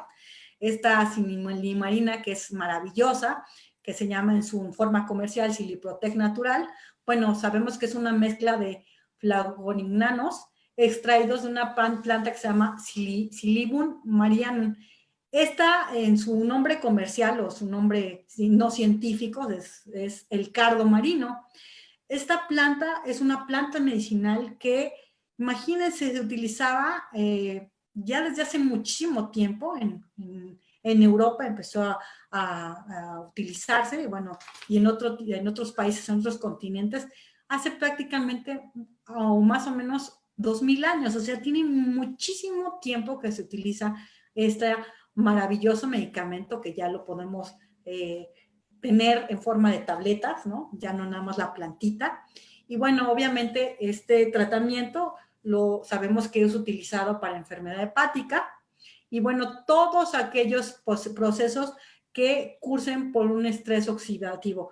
Hay un estudio hay varios estudios, pero hay uno que leí en particular que se realizó a través de intoxicación por intraconazol, que produce un estrés oxidativo, evidentemente. Y bueno, ahí se evaluó la silimarina, obteniéndose unos excelentes resultados en su recuperación. Y bueno, sus principales efectos de este Silbium marinum son a través de la estabilización de la membrana, genera también efectos antioxidantes, genera un efecto regenerador celular y también ejerce un efecto antiinflamatorio, todo a nivel hepático. Tienen otros usos, pero bueno, aquí básicamente lo que nos compete o lo que nos interesa, pues es el hígado. La que sigue, por favor. Bueno, aquí vamos a ver algunos casos clínicos. Vamos a ver, el primer caso clínico que tenemos aquí es de Tita. Es una perrita pincher miniatura de 13 años, en el que la dueña refería que tenía hiporexia, y perdón, ahí se me fue una letra, y bueno, tenía enfermedad parodontal grado 4. Esta perrita, les he de mencionar que ya había tenido alguna situación similar hace 8 meses y que le habían realizado unos estudios, pero no tuve acceso a los estudios, solamente me comentó la propietaria que había tenido algún padecimiento en el hígado y que pues le habían mandado prednisona incluso, bueno, ustedes saben que está totalmente contraindicada, pero así la habían estado tratando. Cuando llega conmigo, se le realiza un perfil bioquímico completo y bueno, lo que vemos aquí, bueno, pues es lo siguiente. Vemos que tenemos hiperglucemia, es una hiperglucemia pues de tipo transitorio, no es una hiperglucemia, perdón, no es cierto, discúlpenme, es que no lo estaba yo viendo aquí. Ahora sí. Lo que tenemos aquí es un incremento del nitrógeno ureico, es lo que llamamos una hiperazotemia de tipo prerrenal. A esta perrita también se le realizó un urianálisis. No está aquí el resultado del urianálisis, pero les comento, tenía una densidad de 1.040, o sea, y era lo único importante que está enfocado a la evaluación del nitrógeno ureico. Esa elevación, entonces, por lo tanto, la conocemos o la mencionamos los patólogos como una hiperazotemia de tipo prerrenal. Tenemos hiperproteinemia, si se dan cuenta, tenemos las proteínas en 9.2 y el valor de referencia es hasta 7.5. Y tenemos esa hiperproteinemia por dos circunstancias, por hiperalbuminemia y por hiperglobulinemia. Aquí la hiperalbuminemia es porque la paciente estaba hemoconcentrada, y por eso es la única causa por la que se puede elevar la albúmina. En cuanto a las globulinas, la evaluación de las globulinas está dada por un proceso de inflamación crónica y por eso están elevadas estas globulinas. Si podemos ver el incremento tan importante que tiene la enzima hepatoespecífica que es la ALT, y bueno, se le hace otras determinaciones como GGT y fosfatasa alcalina y la amilasa. En el caso de la AST y la GGT, bueno, pues todos estos incrementos están asociados también a degeneración hepatocelular. La hiperamilasemia es secundaria a la hiperazotemia de tipo prerrenal. Vamos a seguir viendo el siguiente estudio, si lo pasamos a la siguiente, por favor. En cuanto a la evaluación del hemograma, vemos que hay un incremento en las plaquetas, las proteínas también están elevadas, y tenemos los linfocitos ligeramente incrementados. He de decirles que esta perrita, perdón, los monocitos ligeramente incrementados. He de decirles que esta perrita, como ya tenía un padecimiento de tipo crónico, se eleva los monocitos, tenemos un proceso inflamatorio crónico. Como ustedes lo habían visto en la bioquímica clínica, tenía hiperglobulinemia, entonces, y tenía hiperproteinemia, entonces este incremento se debe a la inflamación crónica. La que sigue, por favor. Se le hizo un estudio a esta perrita, le agradezco antes que nada a Diagnóstico Ultravet, que lo hace el doctor Ricardo Benincore. Él siempre me auxilia y me ayuda. Y bueno, esta es una imagen del ultrasonido de esta perrita. Y bueno, lo que dice aquí el imagenólogo, que se observa una estructura con ecogenicidad mixta en el lóbulo medio de 6.6 por 6.7 centímetros y en el lóbulo derecho de 4.7 por 4.27 centímetros. Presenta incrementos en el contacto con los demás órganos de la cavidad. Y bueno, ahí ustedes pueden observar las masas que tenía estatita, se le sugirió a la propietaria en este caso hacerle una biopsia guiada por aguja delgada. Sin embargo, bueno, la dueña no aceptó esta circunstancia. Entonces, no pudimos concluir el diagnóstico al 100% de esta perrita. Ahorita lleva un tratamiento, pero todavía sigue en un proceso de recuperación, no se le ha hecho seguimiento, pero está bien, ¿no? Se ha mantenido estable esta paciente. El siguiente caso, vamos a ver a Petete, es un perrito de raza chihuahueño, de 1 año de edad, es un chihuahueño de pelo corto. Por cuestiones económicas, la dueña solamente pudo pagar el perfil bioquímico y bueno, es el que se les estoy presentando. Si vamos a ver las alteraciones que tenemos más importantes, bueno, tenemos hiperfosforemia, tenemos igual el incremento del nitrógeno ureico alto o elevado. Esto es igual por hiperazotemia de tipo prerrenal. ¿Y por qué lo sabemos? Bueno, porque en el caso de la creatinina no está elevada, entonces ahí lo determinamos como una hiperazotemia prerrenal. Sabemos que dentro de las hiperazotemias igual se caracterizan por hiperazotemia prerrenal, renal y porrenal. Entonces, es muy probable que este paciente tenga una hiperazotemia de tipo prerrenal y porrenal. No lo sabemos porque no le pudimos hacer otro tipo de pruebas. En cuanto a la determinación de las bilirrubinas, ustedes pueden ver el incremento tan marcado que tenemos de la bilirrubina total y el más importante es el de la bilirrubina directa o conjugada, que llamamos, que es lo correcto decirlo.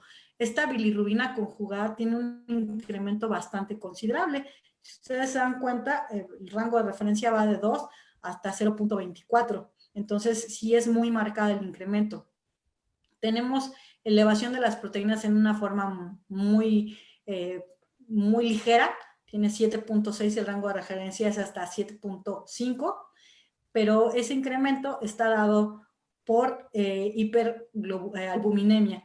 Ese incremento, como les decía, la única circunstancia que se presenta hiperalbuminemia es por hemoconcentración. Este paciente está hemoconcentrado. Dentro de lo que recuerdo de este caso es que sí se le pudo hacer solamente un capilar, le tomé sangre también para hacerle hemograma, pero como la dueña no lo podía pagar, por curiosidad científica, lo que hicimos fue tomar un capilar, lo centrifugamos y tenía un hematocrito de 0.56, lo recuerdo perfectamente bien. Y bueno, pues entonces aquí todas las causas, ya descartamos las causas prehepáticas y nos estamos quedando con 2 probables causas, las causas hepáticas y poshepáticas, porque si ustedes se dan cuenta, tenemos un incremento de una forma, así es uno de los incrementos más altos que he visto en mi vida, en determinación en pacientes caninos. Tenemos un incremento de 4.620, o sea, es súper alto. Este paciente desafortunadamente al día siguiente falleció. Con ese incremento era así de una manera increíble. Este paciente lo que refería era que tenía 3 días de anorexia, tenía vómito y diarrea. O sea que fue un cuadro hiperagudo, porque aparentemente lo que comentaba la dueña es que antes de eso el paciente estaba bien, incluso tenía buen estado corporal, no estaba bajo de peso, nada. O sea, realmente fue una situación de una hepatitis hiperaguda. Yo puedo presuponer en este caso, a lo mejor, que la cuestión de esta enfermedad en este paciente se debió a alguna leptospirosis, porque este paciente solamente tenía una vacuna. Entonces, es muy probable que haya sido esta la causa. No lo sabemos porque tampoco la dueña accedió a hacerle la necropsia. Pero pues bueno, es un caso que quise mostrarles porque este incremento de ALT, yo en mi praxis de patóloga clínica, es el caso que he visto con una elevación tan considerable como en este paciente. Listo. Bueno, y pues bueno, al final les agradezco infinitamente y bueno, les voy a dejar esta hermosa pues enseñanza que nos dejó Maharishi, que es un yogi hindú, ya falleció, pero dice, el conocimiento de una persona iluminada rompe sobre las duras rocas de la ignorancia.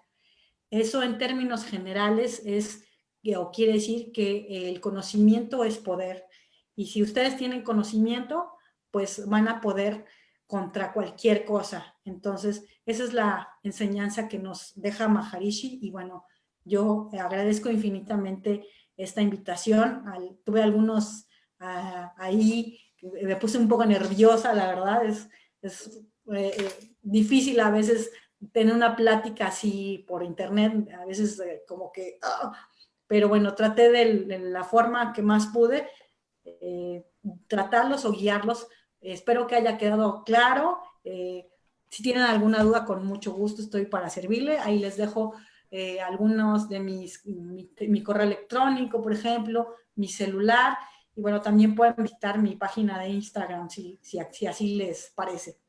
Pues regresamos con usted, Doc, allá. Doctora Guiche, muchas gracias. La verdad es que muy interesante esta plática que nos acaba de dar. Pues quisiera preguntarle también cómo ha vivido esta pandemia, cómo ha estado la situación con el trabajo, ha disminuido, ha tenido incremento. Cuéntenos, usted está en la ciudad de Querétaro, ¿verdad? Sí, estamos aquí en la ciudad de Querétaro, es una hermosa ciudad. La verdad es que ya tenemos como 7 años aquí. Estoy muy feliz. Aquí nació mi hijo. Esto de la pandemia, la verdad yo pensé que nos iba a afectar bastante porque yo doy consulta a domicilio y tengo aquí en casa mi consultorio y es donde realizo algunas pruebas. Y pues no, en realidad la verdad es que al contrario, a mí se me incrementó el trabajo, o sea, casualmente, ¿no? Y bueno, pues Bueno. obviamente salimos a las consultas, pues con todas las seguridades, y pues teniendo la distancia, ¿no? Y pues bueno, a veces sí es muy importante revisar al perro, porque yo sí soy muy dada a estarlos oliendo, tocando, palpando, ¿no? Pero pues bueno, son parte de mi trabajo y pues tengo que seguirlo haciendo. Yo lo hago con mucho gusto. Soy un amante de mi trabajo. La verdad es que amo lo que hago. Ah, qué bueno, doctora, eso me da muchísimo gusto. Pues bueno, ya que hicimos una pequeña pausita para que tomara un poquito de aire, vamos con las Sí, claro. preguntas, ¿le parece bien? Sí, claro. Ok, vamos a ver. Alexandra Soto González pregunta, doctora, ¿qué tan importante es medir las bilirrubinas diferenciadas? ¿De bilirrubina conjugada y no conjugada? ¿A eso se refiere? Solo Bueno, sí puso es, eso. bueno, si es así, sí es muy importante, porque como vieron en el cuadrito que les mostré o les enseñé, en ciertas patologías, dado el origen de la ictericia, si es hepática, prehepática o poshepática, nos puede dar una idea muy clara para saber cuál es el origen. Ok, yo creo que, mire, van a ir saliendo las preguntas como fue el transcurso de la charla, entonces a lo mejor algunas ya se habrán contestado, algunas valdría la pena darles un poquito más de tiempo, pero vamos Claro. a seguir. Samantha Orozco Pineda pregunta, ¿cuáles son los ejemplos de pigmentos biliares? ¿Cuáles son los ejemplos de pigmentos biliares? Híjole, ahí sí me la pone, la verdad es que no lo recuerdo de momento, pero le prometo a la doctora, si me escribe, yo con mucho gusto lo checo. Claro que sí, de todas maneras aquí va a quedar grabada la presentación, la plática va a estar grabada en la página de Inofarma y van a poder tener acceso a su correo electrónico y de todas maneras, si no, ahorita lo ponemos aquí en los comentarios para que se comuniquen con usted, doctora. Sí, claro. Seguimos con otra pregunta. Clara Gómez dice, hola, buenas noches. Con un paciente obeso con hígado graso y barro biliar, ¿qué alimento recomendaría y alguna terapia medicamentosa asociada? Bueno, aquí básicamente a lo mejor podríamos optar por a lo mejor una dieta hepática o una dieta también para pacientes con diabetes. Ya ven que hay algunas dietas que también comerciales que se manejan para ese tipo de patologías. Eso podría ser una muy buena opción en cuanto a ese paciente en específico. Hay de diferentes marcas, hay de Royal Canin, una que a mí me gusta mucho y me funciona mucho y yo la uso mucho en mis pacientes, es Hills. Ustedes saben que tiene una línea de prescripción médica específicamente para cada patología y también, bueno, existe la dieta para pacientes hepáticos y con problemas de diabetes. ¿Y qué otra era la otra pregunta? No, nada más esa. Ok. Sí, básicamente con hígado graso y barro biliar. Ok. Uh-huh. Ok, seguimos con otra. Lourdes de Santiago pregunta, ¿la ictericia en el animal puede darnos un pronóstico de gravedad en el problema hepático que presenta el paciente? No, definitivamente no. No, creo que no, porque como les decía, eso va a depender del tipo de ictericia, si es prehepática, hepática o posthepática. En mi experiencia, lo que yo he visto es que las que nos dan una información más importante son las enzimas hepáticas, esas sí nos ayudan muchísimo, y obviamente los exámenes complementarios, como en el caso del hemograma o también llamado biometría hemática. En el caso de la ictericia prehepática, pues ahí vamos a tener el hallazgo más importante es la anemia, ¿no? Dependiendo si es una ictericia prehepática. Las causas pueden ser variables, como ya las vimos, puede ser por babesia, puede ser una anemia hemolítica, pero básicamente el patólogo clínico ahí lo informa o lo reporta. Cuando hay una babesiosis, pues es muy característico, sale a colación, ¿no? O sea, y sí podemos diagnosticar babesiosis en estos pacientes. Ok, gracias, doctora. Alejandro Ojeda dice, vida media de las enzimas, lo que manifestaría progresión o no del daño al hepatocito. Ok, la vida media de las enzimas es variable, dependiendo la enzima. Ahí, por ejemplo, la vida media, por ejemplo, de la ALT es aproximadamente de 4 a 8 días más o menos. Ajá, entonces, y eso, bueno, en condiciones, digamos que ideales, porque lo que se hace es, una vez obtenida la muestra, si por ejemplo no la pueden procesar de forma inmediata, lo que se hace es separarla, el suero, y lo que pueden hacer es congelarla, la muestra, ajá, para que nos dé un tiempo de evaluación mayor en un momento dado. Ajá. Y bueno, las vidas medias, igual si con mucho gusto yo le escribo al doctor o que me escriba y le puedo dar las vidas medias específicos de cada uno. La verdad es que no lo saqué, no me las sé así de super memoria, pero con mucho gusto sí yo le puedo mandar la vida media a cada una de ellas. Gracias, doctora. Ok, seguimos. Marcela Alejandra Medina Barrera pregunta, en un paciente geriátrico con cálculos en la bilis y que requiere de una cirugía mayor, ¿qué tratamiento recomienda prequirúrgico para tener menos riesgos de complicación? Ok, a ver, aquí si tiene cálculos, puede estar presentando dos cosas, una enfermedad hepática y una enfermedad poshepática, ¿no? ¿Estamos de acuerdo? Por la cuestión de la obstrucción. Necesitaría ver en específico la gravedad como del caso en particular, ajá, y bueno, en cuanto a lo mejor la preparación prehepática, a lo mejor yo sugeriría que se le dieran hepatoprotectores y es muy difícil establecer como un tratamiento específico porque básicamente yo creo que va evaluado de forma personalizada al paciente, ¿no? Por ejemplo, no se pueden utilizar dilatadores del colédoco, por ejemplo, porque si estamos hablando que hay cálculos y están casi obstruyendo y es muy friable esa situación, a lo mejor le vamos a provocar un mal, ¿no? Entonces, yo creo que básicamente aquí tendríamos que darle un poco de soporte a ese hígado y pues ver cómo se va comportando en el proceso ya de seguimiento dentro de la bioquímica clínica, a lo mejor hacerle un seguimiento posterior en unos, no sé, unos 15 días, por ahí así más o menos, y ver, porque obviamente si es una cuestión de urgencia, pues igual a lo mejor el paciente requiere cirugía inmediata, ¿no? Uh-huh. Ok, doctora. Isa Ramírez pregunta, ¿qué recomienda cuando un paciente presenta hipofagia? ¿Presenta qué, perdón? Hipofagia. no podría decirle, la verdad no lo sé. Ok. Seguimos con otro. Alejandro Ojeda dice, ¿hallazgos más frecuentes en la lipidosis hepática felina? Bueno, acuérdense que tanto lipidosis hepática como tireoiditis felina son patologías como muy particulares en el gato, ¿no? Entonces, en cuanto a lipidosis hepática, bueno, pues sabemos que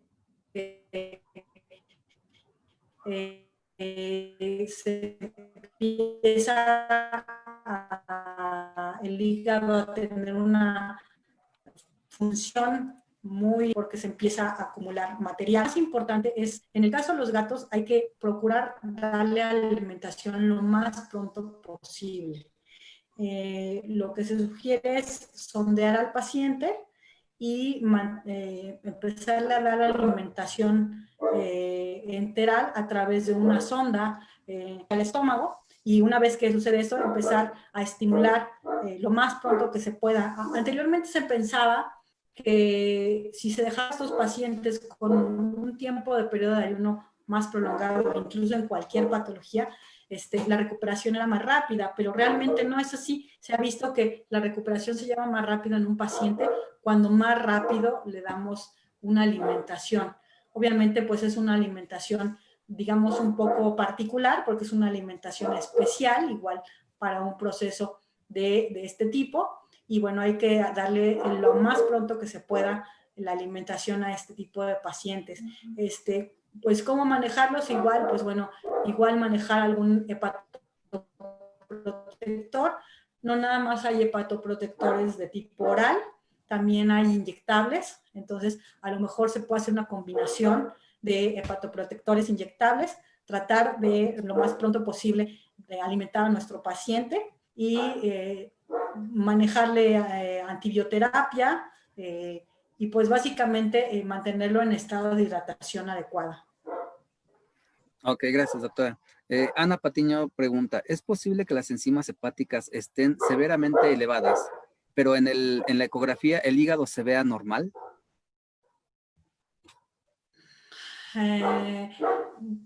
Pues realmente yo les he de decir, yo normalmente sí veo alteraciones en la ecografía, cuando hay elevación importante de enzimas hepáticas. Acuérdense que, bueno, hay dos cosas que debemos considerar, si tenemos macrohepatía o microhepatía. Si hay microhepatía, o a lo mejor el hígado está casi normal, yo puedo pensar que a lo mejor está en ese proceso ya muy crónico y a lo mejor puedo ver la ecografía normal o incluso con microhepatía y quizás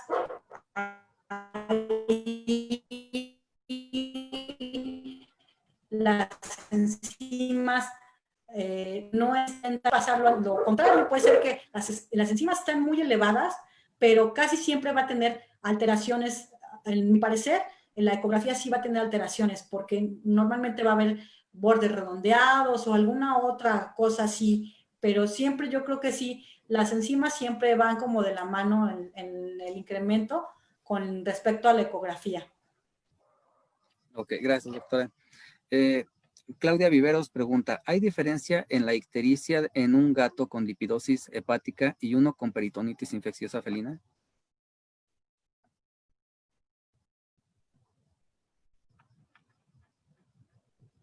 ¿Hay diferencia? Se perdió, no escuché. Doctora, le decía, ¿hay diferencia en la ictericia en un gato con lipidosis hepática y uno con peritonitis infecciosa felina? Hay diferencia en la ictericia con lipidosis y uno con peritonitis. Sí, es Bueno, correcto. ok. En cuanto a evaluación de enzimas hepáticas, ¿es a lo que se refiere la doctora? Yo supongo que sí, porque es solo lo que puso. Ok, bueno, lo que pasa es que, bueno, acuérdense que peritonitis infecciosa felina están afectados incluso otro tipo de órganos. Tenemos dos presentaciones de peritonitis infecciosa en los gatos, la presentación húmeda y la presentación seca. Entonces, en la presentación húmeda, pues obviamente vamos a ver producción de líquido en diversos órganos, ¿no? Uno de ellos es la cavidad abdominal, en donde vamos a ver una efusión, y esa efusión, pues bueno, es muy notable porque nuestro paciente va a empezar a tener disnea o dificultad respiratoria. También podemos tener efusión abdominal, igual también eso también puede provocarle un poco de disnea o malestar al paciente. Y bueno, la única forma de que podamos obtener este líquido y hacer su evaluación es a través de una punción, tanto en cavidad abdominal como en cavidad torácica. Y dependiendo la evaluación de este líquido, podemos determinar si el paciente pudiera tratarse de una peritonitis infecciosa felina. También va de la mano la prueba para peritonitis infecciosa, entonces también podríamos echar mano de eso, ¿no? Para poder diferenciar el diagnóstico. En cuanto a la otra patología, la lipidosis hepática, bueno, aquí pues obviamente si el paciente no tiene efusiones, pues entonces podríamos a lo mejor básicamente irnos más por ahí, ¿no? Y obviamente evaluar la evaluación de las enzimas hepáticas y conjuntamente con el hemograma también tratar de ver si la situación no se origina de la ictericia por otras circunstancias, ¿no? O sea, que no sea de origen prehepático o de hepático poshepático. En este caso, bueno, como estamos hablando de lipidos hepática, pues evidentemente sería hepático, ¿no? Entonces, las que más nos ayudarían ahí, pues serían las enzimas que ya mencionamos en hígado, ¿no? Ok, gracias, doctora. Lua Coca dice, consulta. En felinos recomiendan la medición de la relación en orina de ácidos biliares y creatinina. ¿Conoce la sensibilidad de esta prueba en la detección de enfermedad hepática? Sí, sí la conozco. La verdad es que en cuanto a la evaluación de esta prueba, a mi parecer no es tan importante o no es tan sensible. Yo la verdad, yo no la haría, yo no la recomendaría. Entonces, la verdad es que para mí no tiene tanta utilidad. Incluso los ácidos biliares también a veces hacerlos o realizarlos es una prueba bastante cara, ¿no? O sea, y a veces no nos da tanta información, ¿no? Por lo que comentábamos, ¿no? Que a veces hay que hacer una segunda evaluación con un tiempo de 2 a 4 semanas, cuando a veces no nos da la información suficiente. Ok, gracias, doctora. Isa Ramírez pregunta, cuando un animal empieza a sufrir hipotermia, ¿puede haber falla hepática y qué tratamiento a seguir? Bueno, no sabría decir si la hipotermia pueda llevar a una falla hepática. Lo que sí les puedo decir es, por ejemplo, en casos o en pacientes con choque, todos los tipos de choque van a caer en lo mismo. Y en algunos pacientes con choque sí pueden presentar cierto grado de hipotermia. En este tipo de pacientes con choque, el resultado siempre va a ser el mismo y sí se va a ver afectada la función hepática por la cuestión del sistema microsomal enzimático, va a estar debilitado. Entonces, estos pacientes son susceptibles a procesos infecciosos, obviamente el hígado sufre daño porque la cantidad de sangre que llega al órgano pues es insuficiente, ¿no? Y bueno, se alteran varios procesos fisiológicos en la cuestión de un paciente chocado. Ok, gracias, doctora. Ana Patiño pregunta, ¿es posible que amonio esté alterado sin que más enzimas lo estén? Sí, sí es posible. Ok. Doc, una consulta. Por ejemplo, si se debiese someter a un paciente con abdomen y enzimas hepáticas elevadas, hemoabdomen y enzimas hepáticas elevadas, que debe entrar a cirugía de urgencia, ¿qué drogas recomienda y qué manejo? Esto ya creo que la hemos leído, ¿verdad? No, no, creo que no. No, esa no, ¿verdad? Ok, No. bueno. Que debe entrar a cirugía de urgencia, ¿qué drogas podría recomendar y qué manejo cirugía postquirúrgico nos recomendaría? A ver, este paciente tiene hemoabdomen y tiene Hemoabdomen, enzimas hepáticas hepáticas elevadas. Ok, bueno, aquí algo que tenemos que considerar y que hay que hacer son los tiempos de coagulación, tanto TP como TTPA. Si no es posible realizarlo, pues a lo mejor ahí tenemos alguna complicación quirúrgica, ¿no? porque no sabemos si esta patología en general o sea, también estén afectados los tiempos por la cuestión del proceso hepático. Entonces, quizás ahí sea pues ahora sí que un volado, ¿no? La tenemos que echar y pues ni modo, ¿no? En cuanto a lo mejor al manejo o al tratamiento, pues igual a lo mejor dar terapia de soporte a hígado y habría que ver cuál es el origen del hemoabdomen, ¿no? Porque pueden ser múltiples los orígenes de los hemoabdomen, incluso los carcinomas son productores de hemoabdomen, ¿no? Yo tuve un paciente que tuvo un carcinoma hepático y tenía hemoabdomen y tuve que meterlo a cirugía de urgencia, porque, no sé, le sacamos prácticamente como casi 2 litros de sangre, ¿no? Y bueno, a este paciente ni siquiera le pudimos realizar pruebas de función hepática, ¿no? Ni estructura hepática, o sea, no le determinamos ni enzimas hepáticas ni nada, así fue de urgencia que lo tuvimos que meter a cirugía y bueno, pues no le fue muy bien porque cuando lo abrimos, le aspiramos y vimos cómo estaba, vimos que el hígado estaba en pésimas condiciones, tomamos una pequeña biopsia y pues tenía cáncer, ¿no? Y pues su tiempo de sobrevida fue muy corto de este perrito, tuvo un tiempo de sobrevida como de 1 mes y medio, y la verdad es que se consumió muy rápido porque incluso llegó un momento en que el hematocrito abdominal era mucho más alto que el hematocrito circulante. Ok, gracias. ¿Qué factores de coagulación están involucrados con el aumento del tiempo de protrombina? Todos están incrementados, bueno, o sea, todos están, pues como todos los factores se producen en el hígado, exceptuando el factor 8, todos están repercutiendo en los tiempos de coagulación. Entonces, si tenemos un paciente con una enfermedad hepática, esos tiempos siempre se van a prolongar. Ok, gracias, doctora. Roxana Gómez pregunta, ¿qué hay respecto a la GGT para el diagnóstico de problemas hepáticos? Sí se utiliza, incluso en los informes que yo presenté de los casos clínicos, la pusimos, tiene una, ¿cómo decirles?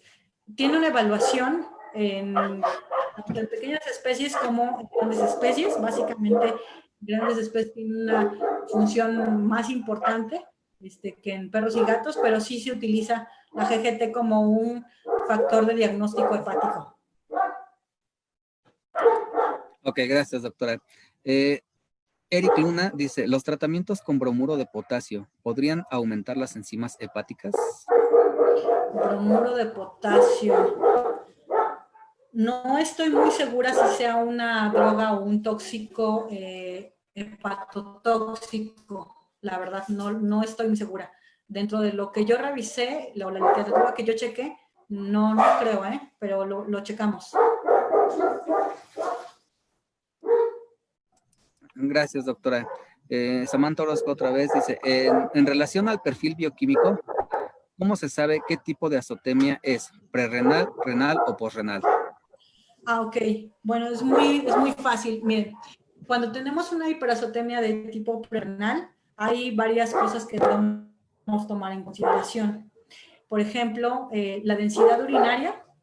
La densidad urinaria, hay algo que presenta que se llama punto crítico y cada especie tiene un punto crítico en particular. O sea, es la capacidad del riñón de filtrar adecuadamente. El punto crítico para la especie va a variar. Por ejemplo, en el caso de los perros es de 1.030, en el caso de los gatos es de 1.035. Si, por ejemplo, tengo elevado tanto la urea solamente, y mi densidad urinaria está de 1.035, pues entonces sé que es una hiperazotemia de tipo prerrenal. Si, por ejemplo, la urea y la creatinina, que se llama una hiperazotemia, están elevadas esas dos, y mi densidad urinaria está por debajo de 1.030, entonces yo puedo saber que ese origen es de origen renal. O sea, tengo una hiperazotemia de origen renal.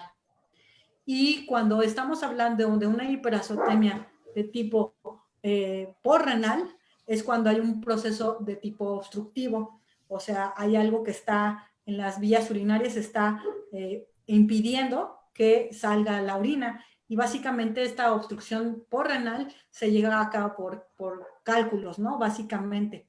Entonces ahí lo que va a pasar es igual, va a estar incrementada tanto mi urea como creatinina, pero igual la densidad urinaria van a estar por arriba del punto crítico.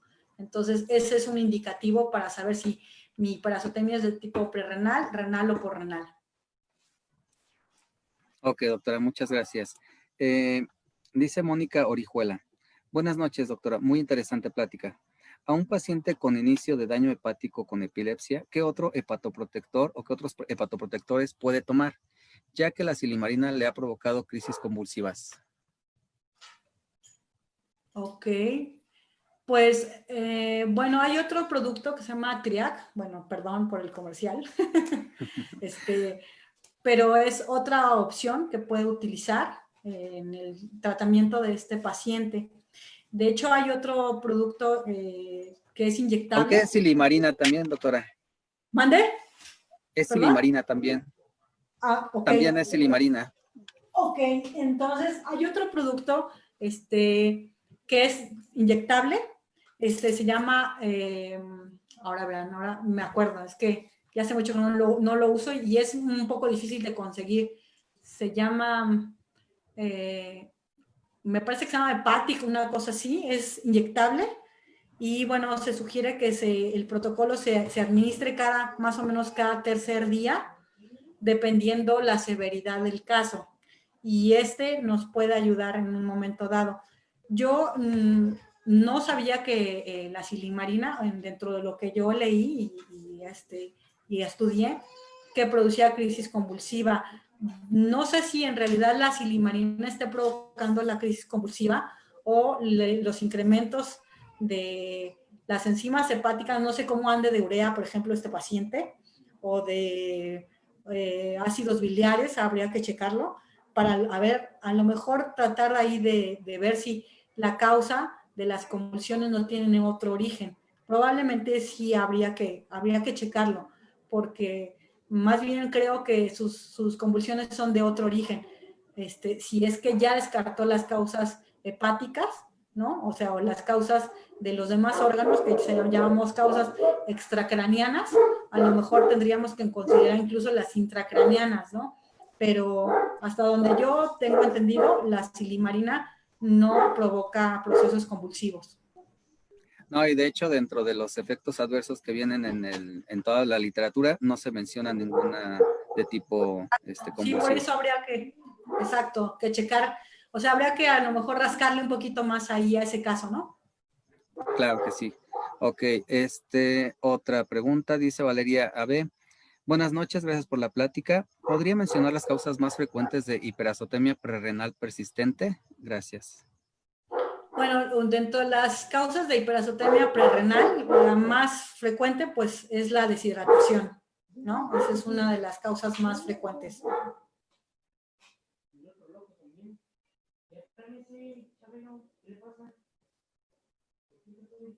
No le oigo.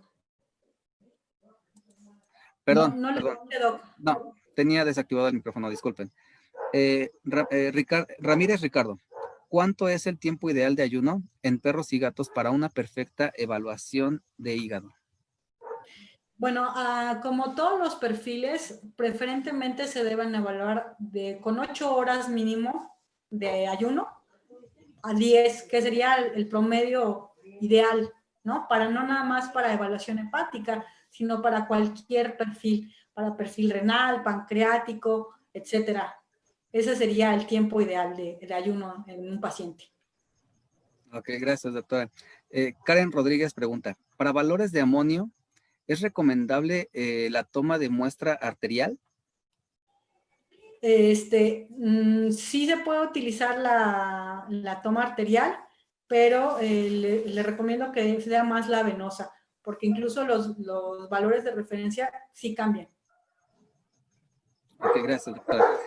Beatriz Midu pregunta, ¿cuáles son los hallazgos de laboratorio más relevantes en la triaditis? Bueno, como esta es una patología que está involucrado, no nada más el hígado, está involucrado el páncreas, por ejemplo, ajá, y el intestino en muchas veces, realmente es multifactorial su proceso, o sea, es muy complicado tener un diagnóstico con una sola prueba. Hay que a lo mejor hacer pruebas complementarias, ¿no? Como ultrasonografía, bioquímica clínica, hemograma, urianálisis, porque sí en el caso de los gatos sí es complicado, ¿no? Ok, gracias, doctora. Otra pregunta. Héctor Reyes, en un cachorro de 6 meses con la FA alta, ¿cómo podemos considerar que es normal por el crecimiento óseo o que es alta por una enfermedad infecciosa?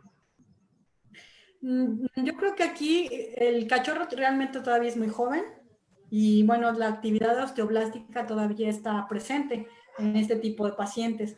Entonces yo más bien creo que la elevación de este paciente es por la isoenzima ósea más que por algún otro padecimiento, ¿no? O sea, asociado a la enfermedad biliar, por ejemplo. Ok, gracias, doctora. Mire, hay muchísimas preguntas y cada vez vienen más y más. Vamos a ir contestando lo más que podamos. Ya también tenemos el tiempo un poquito corto, pero bueno, hay preguntas muy interesantes. Por ejemplo, para un shunt portosistémico, ¿se sugiere medir amonio o amoníaco? Se mide amoníaco. Ok, gracias, doctora. Ahora, ¿cómo identificar, pregunta Fénix ZF, cómo identificar una neuropatía hepática? Bueno, lo que pasa es que acuérdense que dentro del proceso convulsivo tenemos que eliminar, como les decía, las causas extrahepáticas, ajá, las causas intracraneanas y las causas extracraneanas, ¿sí? Dentro de las causas extracraneanas, pues hay que descartar procesos hepáticos, renales, cardiovasculares, y dentro de las causas intracraneanas, bueno, pues hay millones, yo creo. Y pues uno de los estudios que a lo mejor nos ayudarían serían los electroencefalogramas, probablemente, o tendríamos que someter al paciente a lo mejor a una resonancia magnética para saber o hacer cortes sagittales y saber si el daño está estructuralmente en el sistema nervioso. Muchas gracias, doctora. Cristian Miguel dice, tengo otra más. Hay papers que relatan y hablan de necrosis del hepatocito en gatos. ¿Es así? Por ejemplo, pensar en dar oxígeno, vamos con midazolam a punto 1, de 0.1 a 0.3 miligramos por kilogramo, o a probar con 1 o 2 miligramos por kilogramo de propofol. Bueno, en el caso, bueno, como les decía, las causas de padecimientos hepáticos en este tipo de pacientes, pues bueno, puede ser porque se agotó la energía en el hepatocito directamente por la disminución del ATP, por a lo mejor producción exagerada de pues, procesos tóxicos que se generan en el mismo hepatocito y bueno, también hay que considerar que se empiezan a formar una serie de sustancias que empiezan a dañar al hígado. Yo creo que podemos utilizar cualquiera de los dos tratamientos y que en un momento dado sí nos podría ayudar pues tratar de oxigenar de alguna manera el hígado. No todas las causas son por falta o hipoxia, ¿no? Falta de oxígeno o hipoxia hepática, pero bueno, a lo mejor de tratar de ayudar al hígado de la mejor manera, pues lo podemos hacer, sí. Ok, muchas gracias, doctora. A ver, Luz María Medina dice, ¿qué fluidoterapia recomienda para un paciente con problema hepático que requiere una cirugía emergente? Bueno, no nada más para paciente hepático, sino para mucho tipo de patologías, yo la solución que utilizo por excelencia es el cloruro de sodio, exceptuando en una patología que es insuficiencia renal. Ahí utilizo otro tipo de terapia de líquidos, incluso hay terapias de líquidos específicas para pacientes con insuficiencia renal, ya sea tanto aguda como crónica, por la cuestión de la intoxicación de algunos cloruros, ¿no?, en pacientes de este tipo. Pero yo por excelencia utilizo el sodio, que es la solución que llamamos isotónica. Ok, doctora, muchas gracias. Vamos con una más. Iris Aguilar, buenas noches. ¿Qué porcentaje de los valores tienen que estar incrementados para saber que hay un daño hepático? Se refiere a ALT, AST y fosfatasa alcalina. Bueno, no les mencioné, pero más o menos un patólogo clínico considera las elevaciones o que ya son considerables a partir de 2 veces el límite de referencia. Por ejemplo, si el límite de referencia de ALT va de 0 a 70, tendría que tener el doble, o sea, estamos hablando de 140 hacia arriba. Ahí ya podríamos considerarlo ya como una degeneración hepatocelular. Ok, muchas gracias, doctora. Bueno, tenemos muchísimas más preguntas, la verdad es que sí son bastantes. Ya aquí entró el doctor Víctor Daniel Torres a contestar algunas en el chat en vivo. Muchas gracias, doc. Pues dejamos las preguntas. Voy a poner su correo electrónico aquí en los comentarios otra vez para que puedan contactarla, y si tienen alguna duda, pues ya lo vean directamente con usted, porque pues ya bastante buena audiencia, doctora, felicidades. Tuvimos 490 Gracias. Asistentes el punto más alto, ¿no? Viene a ser ridículo. No, al contrario, tienen muy buenos comentarios, y cuando hay muchas preguntas, pues quiere decir que estuvieron muy pendientes de toda la charla, y pues me da muchísimo gusto. Gracias, doc. Doctora, pues bueno, muchas gracias. Bienvenida a esta hermosa familia de Laboratorio Inofarma. Nos despedimos ya. Por favor, médicos, no se pierdan las próximas transmisiones. El próximo miércoles a las 8 de la noche, todos los miércoles a las 8 de la noche tenemos las transmisiones. Recuerden que ustedes hacen posible esto. Búsquenos en las redes sociales como Loeffler-Inofarma, la página oficial www.inofarma.com.mx. Si nos ves en Guatemala, ya tenemos distribución con distribuidora Global Vet. Si nos ves en Perú, distribuidora Improvet. También ya tenemos otros países, no recuerdo los distribuidores, pero bueno, ya tenemos en República Dominicana, Ecuador, El Salvador, en fin. Si estás en algún otro país que no sea estos que mencioné y te interesa la distribución de nuestros productos, ingresa a la página inofarma.com.mx, y en la sección de exportaciones, mi compañera Vanessa García, gerente de exportaciones, te va a apoyar con muchísimo gusto. Doctora, muchísimas gracias por esta charla. Por la invitación. Muchas gracias.